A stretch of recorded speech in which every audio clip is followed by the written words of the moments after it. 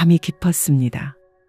창밖으로 가로등 불빛만 희미하게 들어왔고 멀리서 개 짖는 소리가 한두 번 들렸다가 이내 사라졌습니다. 요즘은 잠이 오지 않을 때가 많습니다. 주변의 친구들도 그런 얘기들을 많이 합니다. 나이가 들어가는 것이겠죠. 그냥 누워만 있자니 오히려 정신이 더 또렷해지는 것 같아서 저는 천장무늬를 헤아려 보았습니다. 그러다 문득 어린 시절 우리 집 뒤란이 떠올랐습니다. 아니, 정확히 말하면 어머니가 떠올랐습니다. 장독대 앞에 서 있던 어머니의 뒷모습, 그 작은 책으로 무거운 장독 뚜껑을 열고 긴 국자로 장을 저으시던 모습입니다. 지금 생각해보면 참 신기한 일입니다. 그때는 그저 당연한 일상이었는데 세월이 한참 흐른 지금에야 그 의미가 조금씩 보이기 시작하는 것입니다. 우리 집은 어느 한적한 시골 마을의 낮은 골목길에 있었습니다. 1970년대 말, 아니 80년대 초였을까요?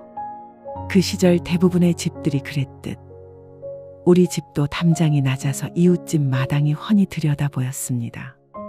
담장 너머로 김치 담그는 냄새, 된장찌개 끓이는 냄새가 오가고 골목 아이들 웃음소리가 자연스럽게 섞여 들어왔습니다. 뒤란 한쪽에는 어머니의 장독대가 있었습니다. 크고 작은 옹기들이 줄지어 앉아있는 모습이 마치 작은 마을 같았습니다. 햇볕이 잘 드는 자리였습니다. 어머니는 그 자리를 고르는데 꽤 오랜 시간을 들이셨다고 하셨습니다. 아버지께 여러 번 부탁해서 겨우 그 위치에 장독대를 만들 수 있었다고 말씀하셨습니다. 어머니가 말씀하시던 게 기억납니다. 장은 말이다.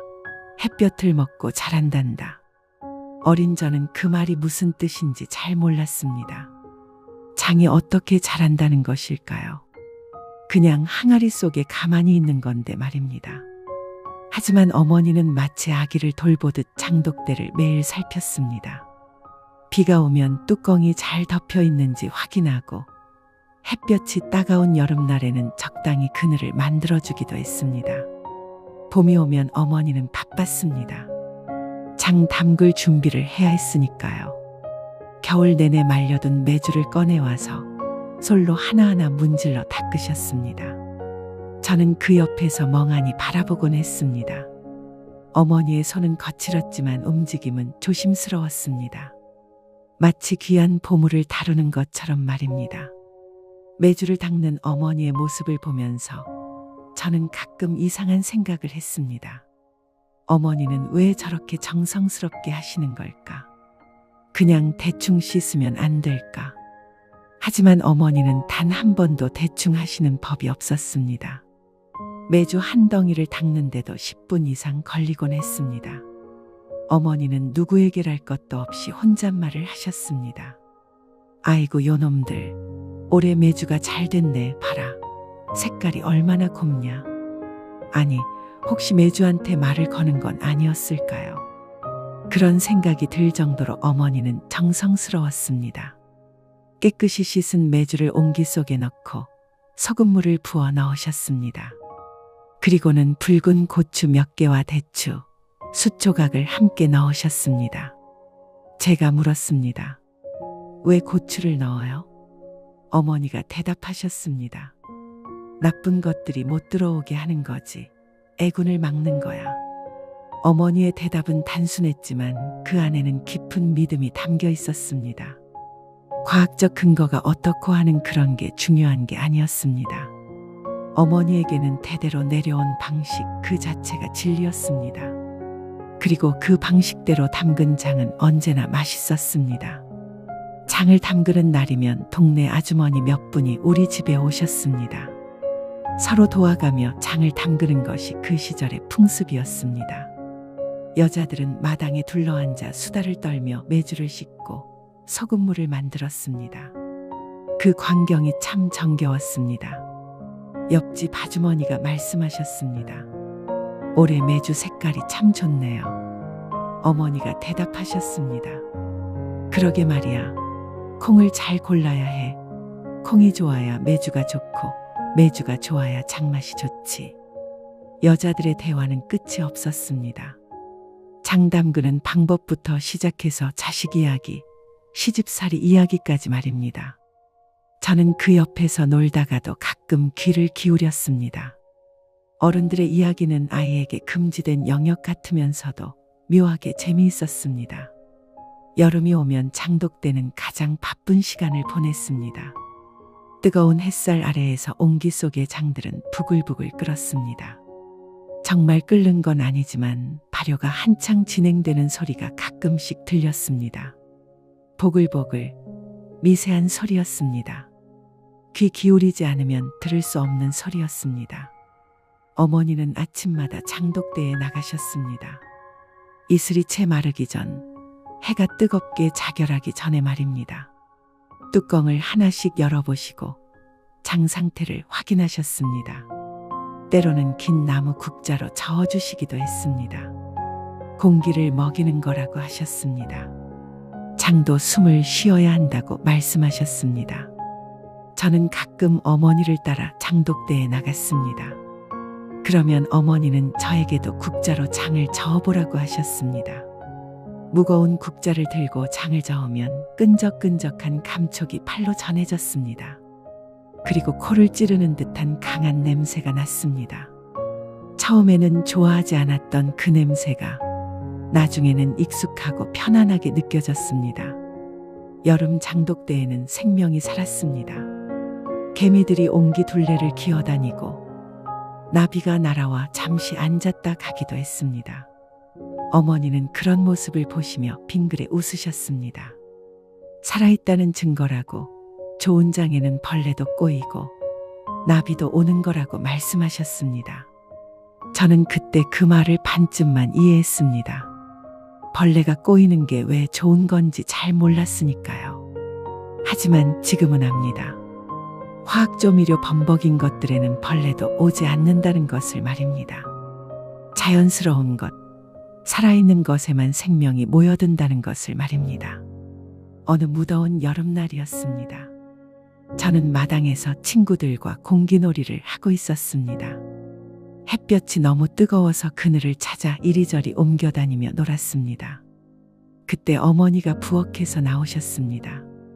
어머니가 물으셨습니다. 얘들아, 시원한 거 먹을래? 우리는 일제히 대답했습니다. 네.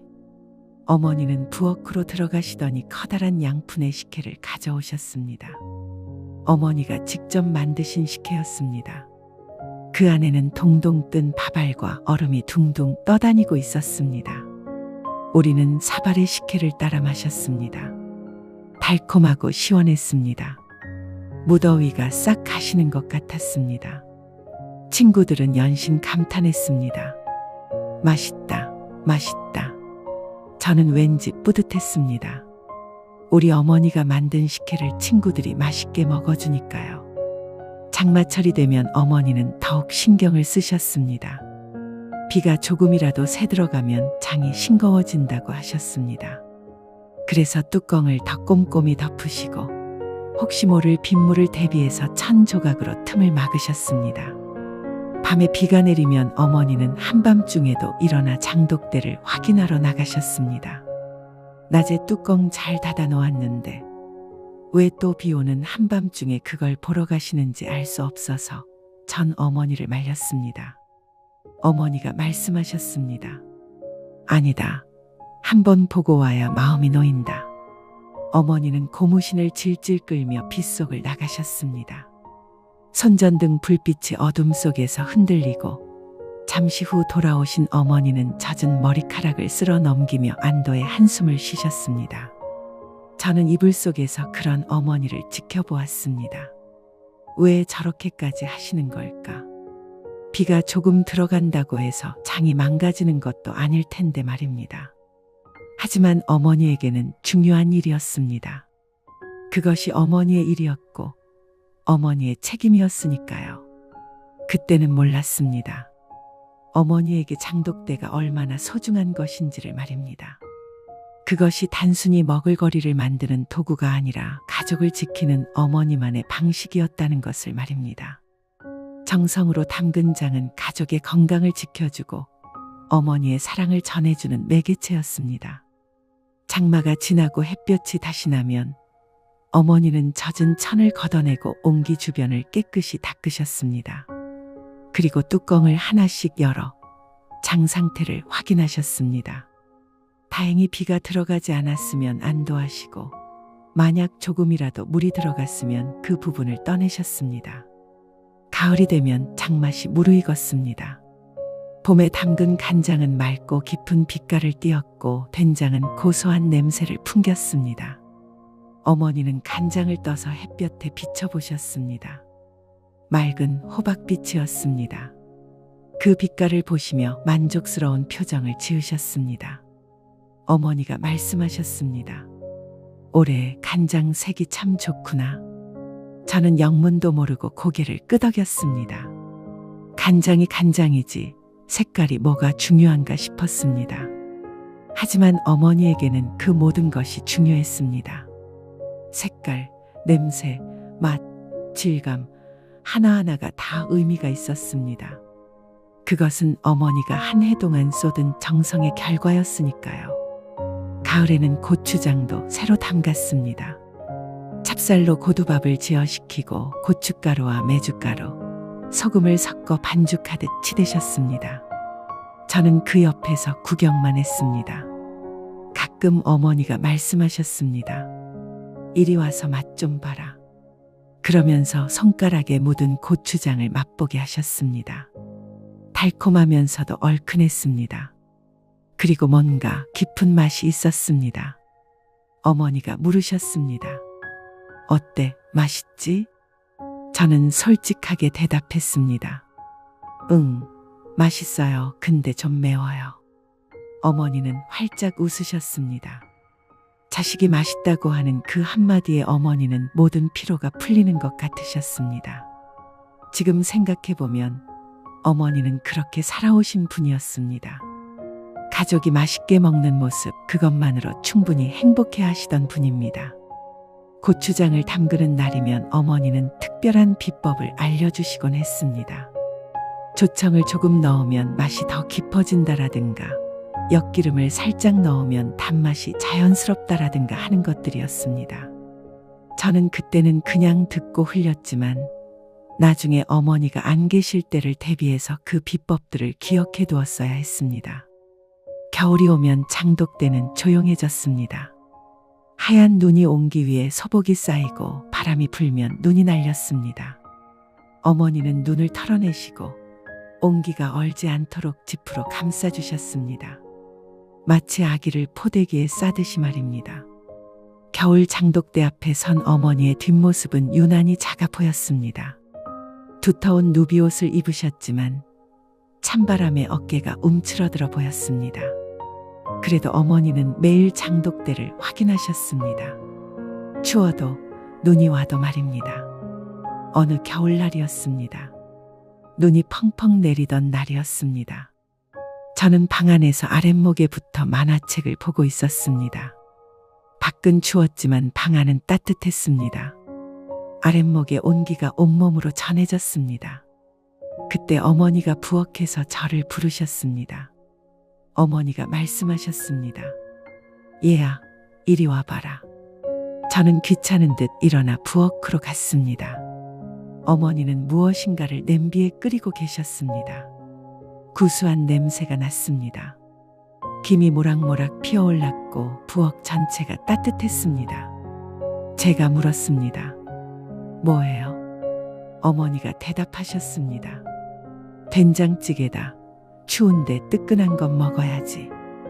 냄비 속에는 두부와 애호박, 감자가 보글보글 끓고 있었습니다. 어머니는 된장을 한 숟가락 더 풀어 넣으시고 간을 보셨습니다. 그리고는 저에게도 맛을 보라고 하셨습니다. 저는 숟가락으로 국물을 한 모금 떠서 마셨습니다. 아, 그 맛. 지금도 그 맛을 기억합니다. 구수하고 깊고 따뜻했습니다. 그냥 따뜻한 게 아니라 가슴까지 따뜻해지는 그런 맛이었습니다. 마치 어머니의 품에 안긴 것 같은 느낌이었습니다. 어머니가 물으셨습니다. 맛있지? 저는 고개를 끄덕였습니다. 응, 진짜 맛있어요. 어머니는 흐뭇하게 웃으셨습니다. 그래, 우리 장으로 끓인 찌개는 어디 가도 이만한 맛이 안 나.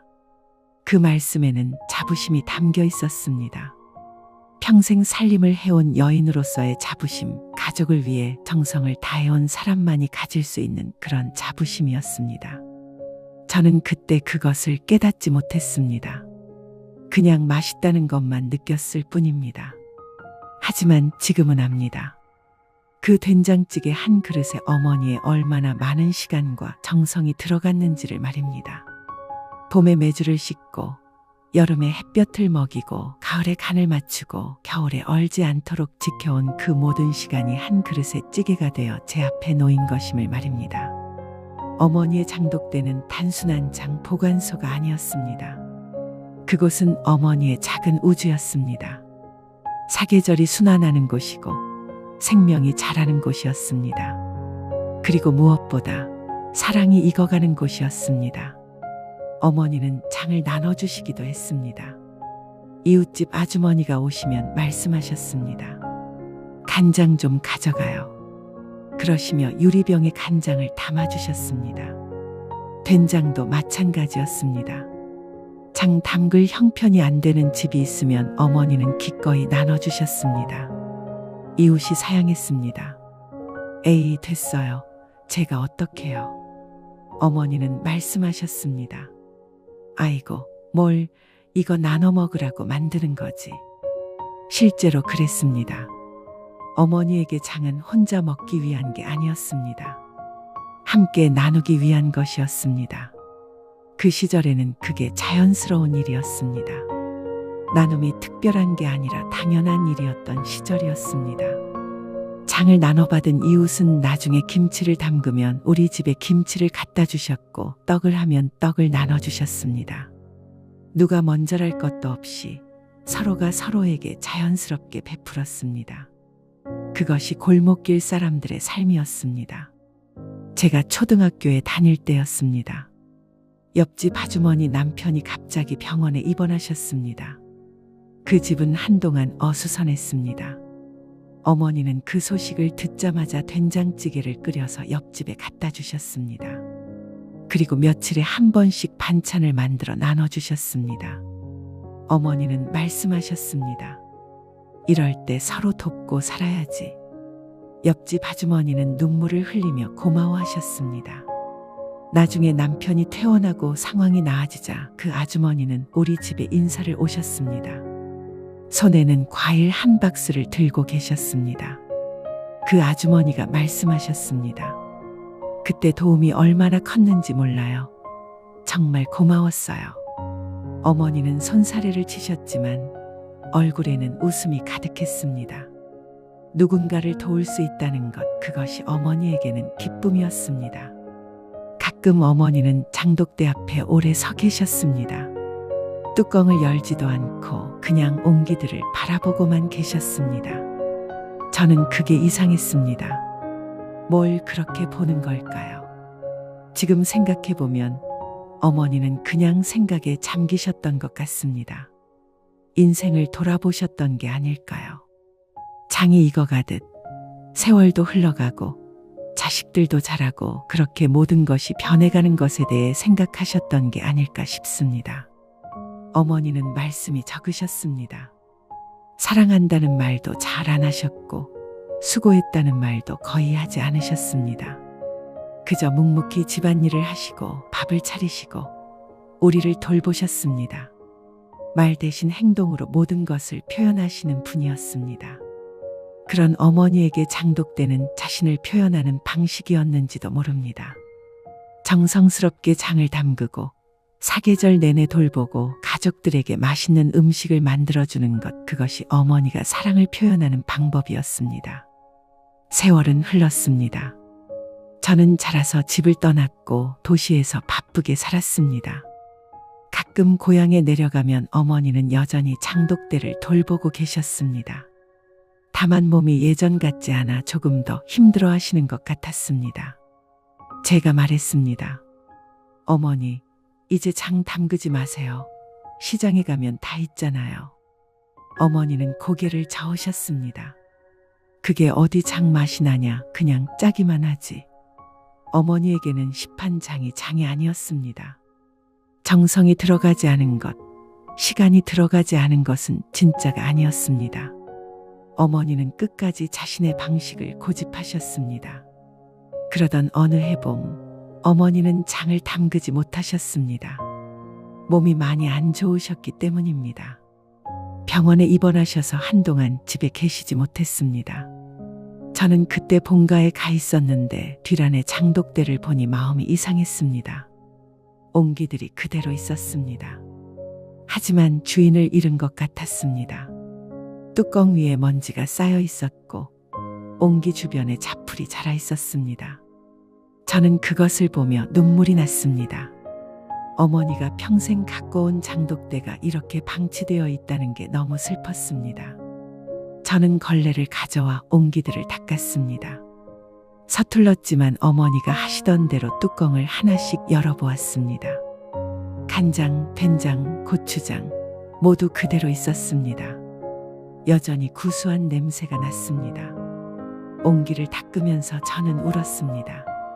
어머니가 이 옹기들을 얼마나 소중하게 여기셨는지 알기 때문이었습니다.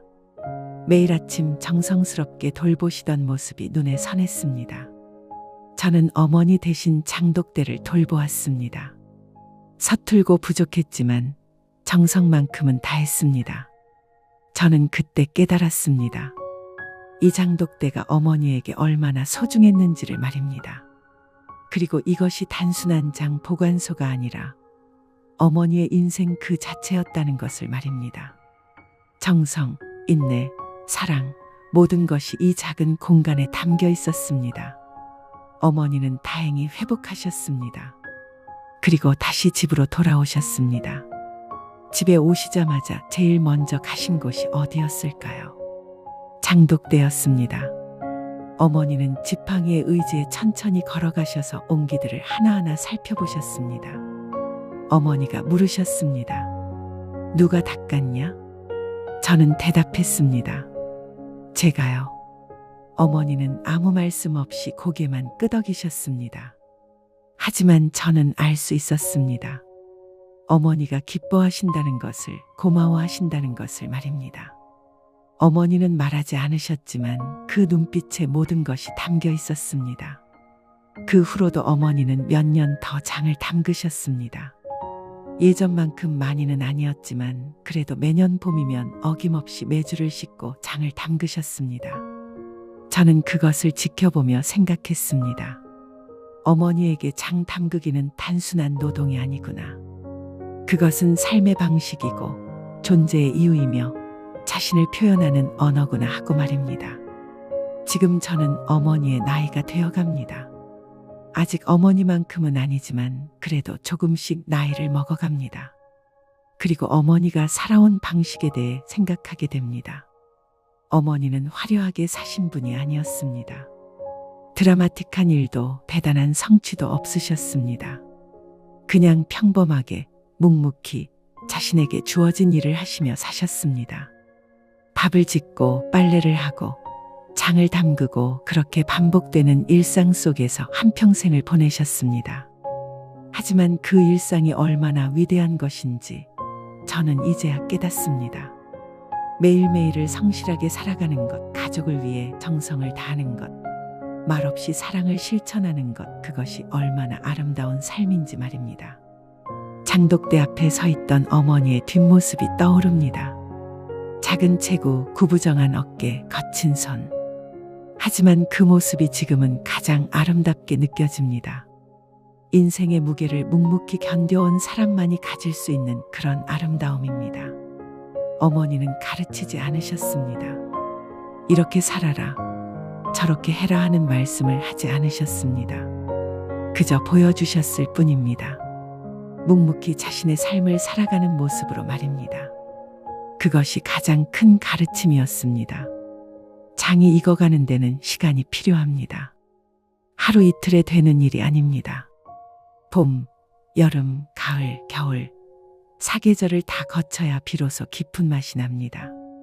조급하게 서두르면 안 됩니다. 그저 때를 기다려야 합니다. 인생도 그런 게 아닐까요? 빨리빨리 당장을 외치는 세상이지만 진짜 중요한 것들은 시간이 필요합니다. 정성이 필요하고 인내가 필요합니다. 그렇게 천천히 익어가는 것들이 결국 가장 깊은 맛을 냅니다. 어머니의 장독대는 그것을 가르쳐 주었습니다. 급하게 서두르지 말라고, 정성을 다하라고, 매일매일 돌보라고, 그리면 언젠가 좋은 결과가 온다고 말입니다. 저는 창밖을 바라봅니다. 밤은 여전히 깊습니다. 하지만 이상하게 마음이 편안합니다.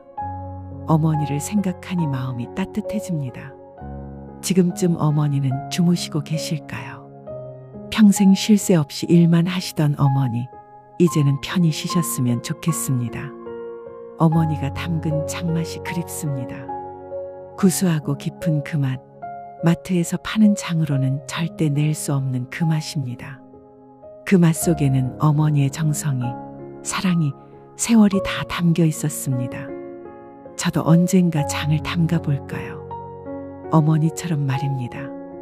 비록 서툴겠지만 시도는 해볼 수 있을 것 같습니다. 그리고 장을 담그며 어머니를 생각할 것입니다. 장독대 앞에 섰던 어머니의 모습을, 사계절 내내 장을 돌보시던 모습을 말입니다. 그것이 어머니를 기억하는 방식이 될 것입니다. 말로 하는 추억이 아니라 손으로 하는 추억, 몸으로 느끼는 기억입니다.